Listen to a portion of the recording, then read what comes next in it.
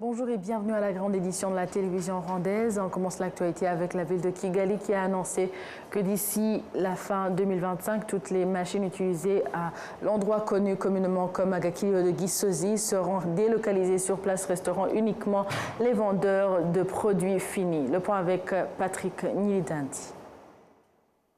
Cette scierie est située à Gisozi, un district de Gasabo, dans la ville de Kigali. Si l'on observe attentivement les travaux des menuiseries qui y sont effectués, on ne peut douter du rôle de cette région dans le développement de ses travailleurs et du pays en général. Cependant, au cours des 6 dernières années, la scierie de Gisozi a été touchée par plus de 5 incendies. Mugwaneza Jovine vend du bois à la scierie de Gisozi depuis 17 ans. Le 30 mai dernier, un incendie a détruit ses marchandises d'une valeur de 400 millions de francs rwandais.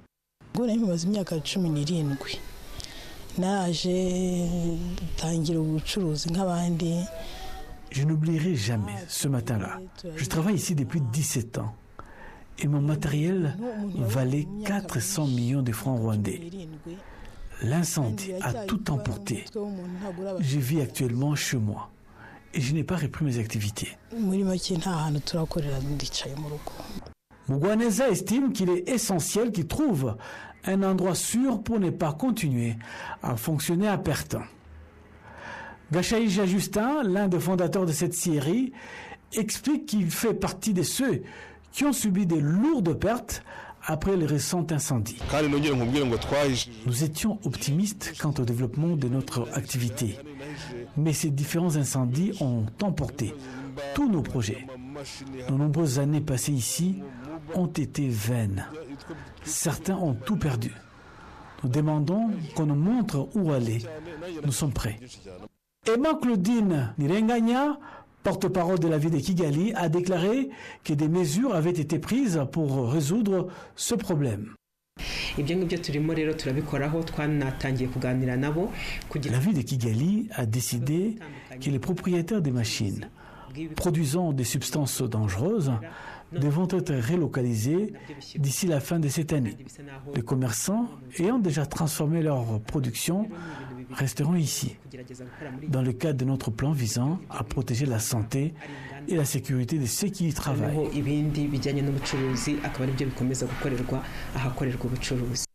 Les experts en construction estiment que la solution à long terme au problème des incendies réside dans l'amélioration de la construction et des installations dans lesquelles ils opèrent. La scierie de Gisozi est opérationnelle depuis 2008 et accueille actuellement plus de 5000 personnes chaque jour. Continuons avec l'actualité pour parler des experts internationaux dans le domaine des sciences et du VIH-Sida, des chercheurs et divers partenaires engagés dans la lutte contre la propagation du VIH-Sida et l'aide aux personnes affectées par cette épidémie. Donc, réunissent à Kigali prochainement pour une conférence internationale. Donc pendant 5 jours, les participants à la conférence ont examiné conjointement les mesures à prendre pour continuer à contrôler le virus, même en cette période de suspension des financements internationaux.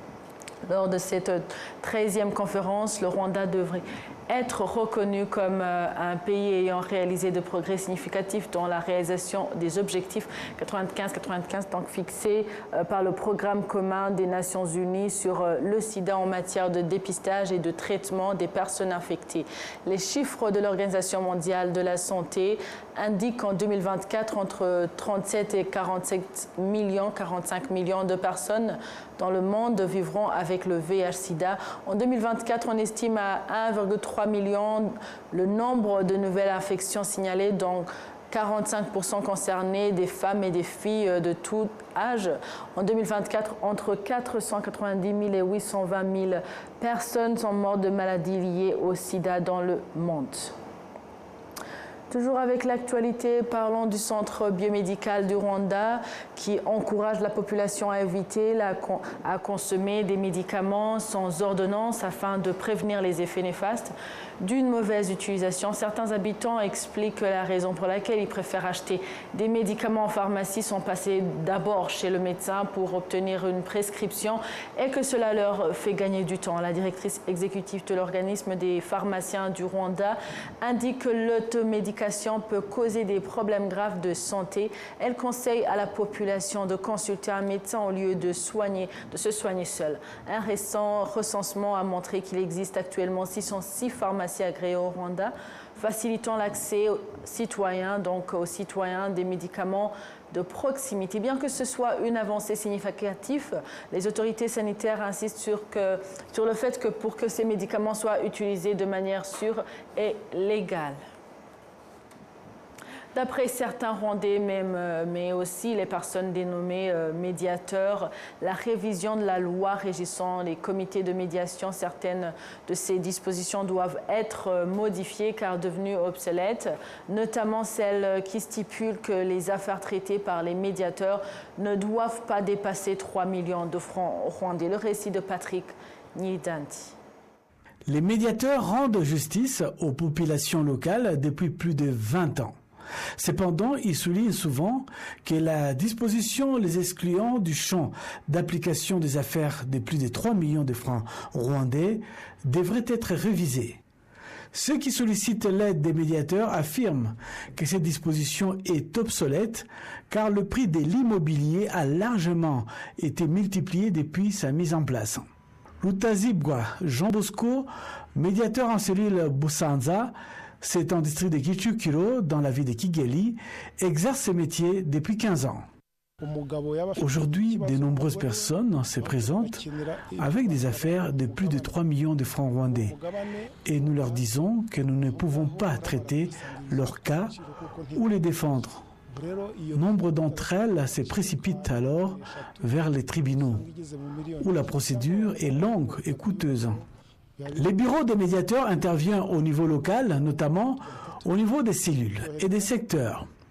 Le secrétaire exécutif de la cellule Busanza affirme que, grâce à leurs actions, les médiateurs ont considérablement réduit le nombre d'affaires portées devant les tribunaux. Sans les médiateurs, les citoyens comparaîtraient constamment devant les tribunaux. Mais la question est désormais débattue.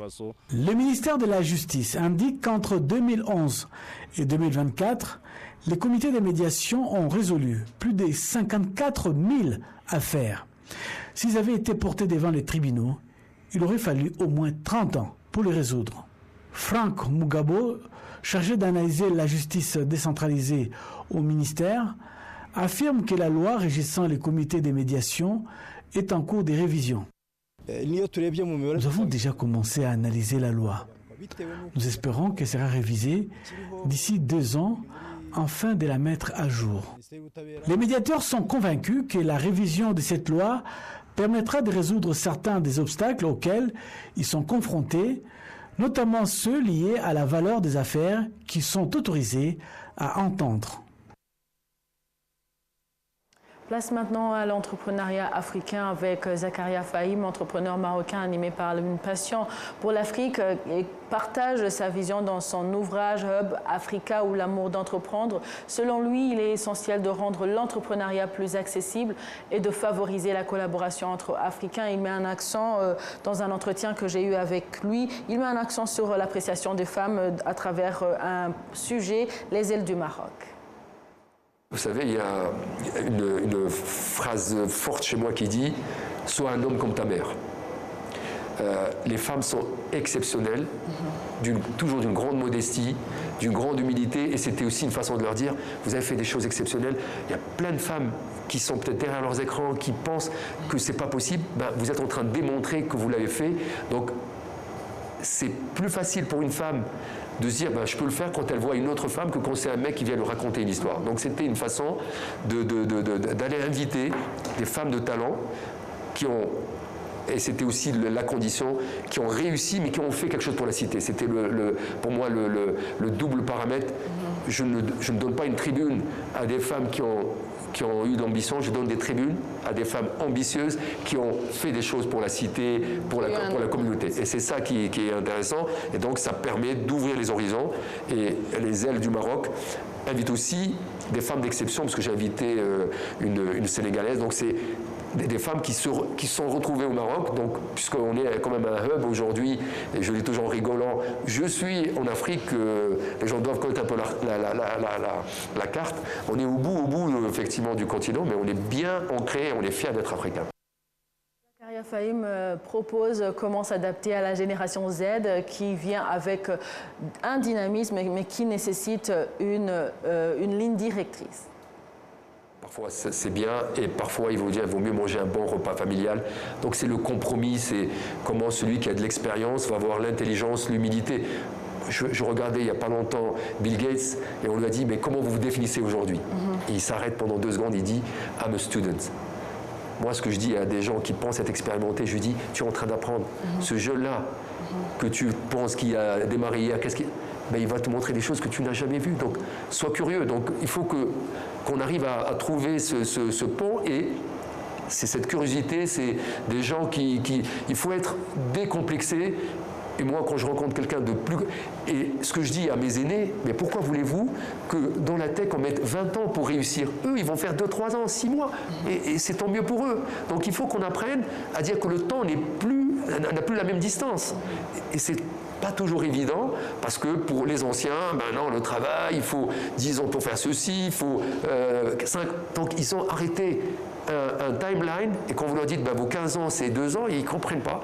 Donc, le compromis, se parler déjà, commencer à se parler, créer des ponts entre les gens qui sont open mind des deux côtés, et après qui viennent faire un peu prêcher la bonne parole par toujours les réussites. Parce que qu'est-ce que va apporter quelqu'un comme moi? C'est au-delà de son expérience, c'est son réseau et une partie de son épargne. Les business angels, on les oublie. Tu comprends rien, mais tu sens quelque chose. Laisse-le faire. Mets un peu ton épargne. C'est ce que je dis à mes amis. Tu n'as pas le temps. Lui, il a le temps, il a l'énergie. Et il n'a rien à perdre, donc vas-y. Donc c'est un peu ça le message à dire un peu à nos 2 protagonistes. On continue l'actualité pour parler des analystes économiques qui affirment que le nouvel aéroport international de Kigali est en cours de construction dans le district de Bugesera est attendu comme une meilleure opportunité et facilité d'échange entre l'Afrique et les autres continents. La construction du nouvel aéroport international de Kigali est l'un des grands projets prioritaires de l'exercice 2025-2026 du budget national. Plus de 800 milliards de francs rwandais y seront consacrés. À ce jour, les travaux de construction sont réalisés à hauteur de 25 à 30%. Les pistes d'atterrissage, les routes et les canalisations d'eau sont déjà aménagées. Actuellement, le chantier est à l'étape de construction de différents bâtiments. Ce projet a déjà permis de créer plus de 6 000 emplois, dont la majorité occupée par les Rwandais. La construction de ce nouvel aéroport situé dans le district de Bugesera s'accompagnera également de l'expansion des activités de Rwandair afin de consolider le positionnement du Rwanda comme un hub du commerce et du transport aérien sur le continent africain. Les analystes économiques estiment que cet aéroport jouera un rôle déterminant dans le développement des échanges commerciaux entre le Rwanda et le reste du monde. Il existe de grandes opportunités de création d'emplois grâce à ces projets dont bénéficient de nombreuses personnes impliquées. Plus important encore, une fois que des projets majeurs comme le nouvel aéroport international de Kigali seront achevés, ils positionneront le Rwanda comme un centre touristique. Je crois que cet aéroport ne servira pas seulement le Rwanda, mais également toute la région et même le continent africain. Lorsqu'un pays facilite les déplacements, c'est un grand avantage. Dans certains endroits, il peut être compliqué d'obtenir un visa, un passeport ou même de réserver des vols. Mais quand un pays est ouvert, cela encourage les investissements étrangers, crée des emplois et augmente les revenus de l'État grâce à une collecte fiscale plus importante. Divers rapports montrent que le Rwanda s'est déjà affirmé comme un hub du tourisme, y compris dans l'accueil de conférences internationales, de l'investissement et de la technologie. Cela est confirmé par les statistiques de l'Office rwandais de développement qui indique qu'en 2024, le pays a attiré des investissements pour 612 projets d'une valeur totale de 3,2 milliards de dollars américains. En mai de cette année, le ministre des Finances et de la Planification économique, Honorable Youssouf Murangwa, a annoncé que certaines infrastructures connexes avaient déjà été construites en lien avec le nouvel aéroport de Kigali. Il est prévu que la première phase de ce nouvel aéroport international de Kigali soit achevée en 2027 avec une capacité d'accueil de plus de 8 millions de passagers par an. Le Premier ministre, Dr Edouard Ngilène, affirme que le gouvernement rwandais continue de traquer les entrepreneurs qui ont abandonné les mines dans diverses régions du pays et les ont laissées en friche, donc ce qui continue d'affecter la population et le pays dans le cadre donc de ses objectifs de protection de l'environnement. C'est en secteur Rukoma du district de Kamonyi que les rapports de l'inspecteur général des finances de l'État a identifié l'une des zones où des mines de pierres précieuses ont été extraites par le passé, mais ont ensuite été abandonnées par des entrepreneurs sans être restaurées. Le secrétaire exécutif de ces secteurs, Mandela Innocent, revient sur le problème que ces mines continuent à causer à la population. Il y a des mines qui ont été fermées il y a longtemps. Elles ont été fermées par RMB, l'agence en charge des mines. Des fois, nous avons des soucis car certaines personnes cherchent à aller y voler là-bas. Certains peuvent même tomber dedans, d'autres s'y battent même. Et c'est très dangereux. Plus il n'y a personne qui y travaille ou l'entretient, plus il y a des risques de créer des incidents. La question de plus de 900 mines abandonnées par des entrepreneurs à travers le pays a été soulevée dans un rapport de l'auditeur général des finances de l'État et qui a été présenté à l'Assemblée nationale en mai de cette année. Ceux qui ont obtenu l'autorisation de travailler dans ces 10 mines à Gakenke, Gicumbi, Muhanga, Rutsiro et Karongi n'avaient pas prévu où mettre les déchets issus de leurs activités d'extraction, alors que 9 sociétés ont obtenu l'autorisation d'extraction en district de Ngororero, Karongi, Muhanga, Gakenke. Et ces sociétés ont creusé près des domiciles des particuliers. Dans le contrat signé pour l'extraction, il est spécifié que c'est la compagnie qui doit dédommager les citoyens lésés pour que ces derniers puissent déménager. Cela crée quelques conflits lorsque les deux parties n'arrivent pas à s'entendre concernant les dédommagements. RMB doit mettre en place un mécanisme de suivi pour que les activités des entrepreneurs ne détériorent pas l'environnement sans pour autant porter atteinte à la population. Certains entrepreneurs dans le domaine de l'extraction abandonnent ces mines car elles fonctionnent illégalement, tandis que d'autres choisissent de les interrompre faute de résultats escomptés. Face à ce problème, les députés appellent le gouvernement à prendre des mesures pour pallier à la situation en protégeant à la fois l'environnement tout en protégeant l'intérêt des populations. Le 19 juin dernier, le Premier ministre rwandais Dr Edouard Ngilène a déclaré devant l'Assemblée nationale que le gouvernement ne tolérerait pas les activités minières nuisibles à l'environnement.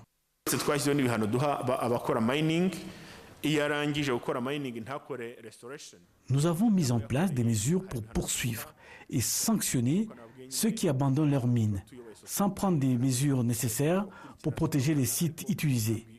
Mais vous le savez, nous sommes dans une société. Mais certains tentent d'échapper entre les mailles des filets. Mais nous faisons en sorte que chacun soit tenu pour responsable du site utilisé. La réhabilitation de ces mines abandonnées qui n'ont pas été restaurées pourrait coûter jusqu'à 26 milliards de francs rwandais au gouvernement afin de protéger la santé de la population et les infrastructures. Cependant, selon l'Agence nationale des mines, du pétrole et du gaz, RMB, certaines mines ont été mises en vente et entreront bientôt en production par des entrepreneurs des provinces du Nord et de l'Est. En On continue toujours avec Patrick, mais à présent avec une avancée majeure dans l'éducation rwandaise au cours des 31 ans écoulés depuis la libération. Au Rwanda, l'éducation a longtemps été utilisée comme une arme pour exclure et inhiber une partie de la population rwandaise en raison de son appartenance ethnique et de sa région. Les statistiques du ministère de l'Unité rwandaise et de l'engagement civique montrent qu'entre 1990 et 1981, les Tutsis inscrits dans les secondaires ne représentaient à un moment donné que 8 à 9% de l'ensemble des Rwandais scolarisés. Le nombre d'élèves censés fréquenter les écoles secondaires de 7 anciennes préfectures du Rwanda était censé être égal à celui de 4 autres préfectures, Gisenyi, Ruhengeri, Byumba et Kigali. Dr Alphonse Sebaganwa, expert en éducation, affirme que cette mesure visait à les en empêcher et à les priver de leurs droits fondamentaux. Ariko bigira n'ingaruka ku gihugu kuko niba igice cy'abanyarwanda uko baba bangana kose. Cela a eu des conséquences car si une partie de la population, quel que soit son nombre, est empêchée d'étudier, cela a des conséquences au niveau national sur le développement du pays. Il y a des conséquences sur la personne, sur sa famille et sur l'ensemble du pays.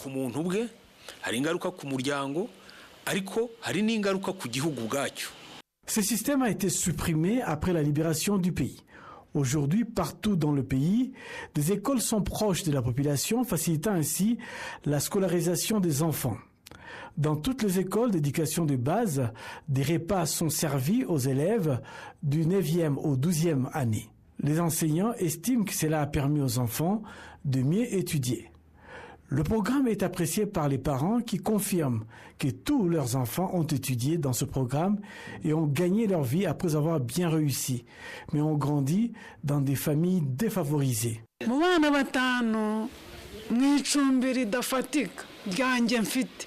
J'ai 5 enfants. L'aîné est prêt à recevoir une bourse. Le second est à l'internat. Il est même en 5e secondaire. Le troisième a aussi des bons résultats scolaires. Il est 5e. Le 4e est en 4e année. Je ne paye rien vu ma condition sociale. Et je remercie l'État rwandais. Au cours de l'année scolaire 2022-2023, le taux d'abandon scolaire était de 4,8% contre 5,1% en 2017-2018, tandis que le taux d'absentéisme scolaire était de 6,3% contre 5% au cours de la même période. En 2023-2024, un enseignant pouvait enseigner en moyenne 56 élèves, tandis qu'un enseignant qualifié comptait 32 élèves, contre 42 en 2017. Parmi les districts ayant le taux d'abandon scolaire le plus élevé figurent Ngororero avec 9%, Gasabo avec 7,9%, Ngoma avec 5,8% et Huye avec 5,7%. Le Premier ministre rwandais, Dr Edouard Ngirente, a déclaré que des efforts avaient été déployés pour construire des salles de classe et augmenter le nombre d'enseignants dans les écoles d'enseignement fondamental pour tous.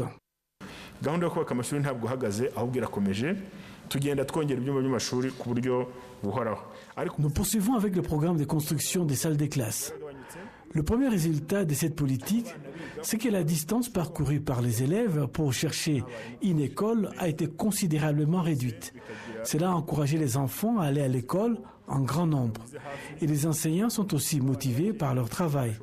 Cela a favorisé la qualité de l'éducation. En 2024, le nombre d'élèves dans les écoles primaires dépassait 2,8 millions contre plus de 2,5 millions en 2017. Ceci est dû à une augmentation de 73% du nombre d'écoles primaires au cours de la même période. Le gouvernement a augmenté le nombre de salles de classe dans les écoles secondaires, passant de 49 561 en 2024 contre 31 927 en 2017. Cela équivaut à une augmentation de 35,5%, réduisant le nombre d'élèves par classe de 80 en 2017 à 57 en 2024. L'objectif du pays étant de réduire le nombre d'élèves par classe à 45.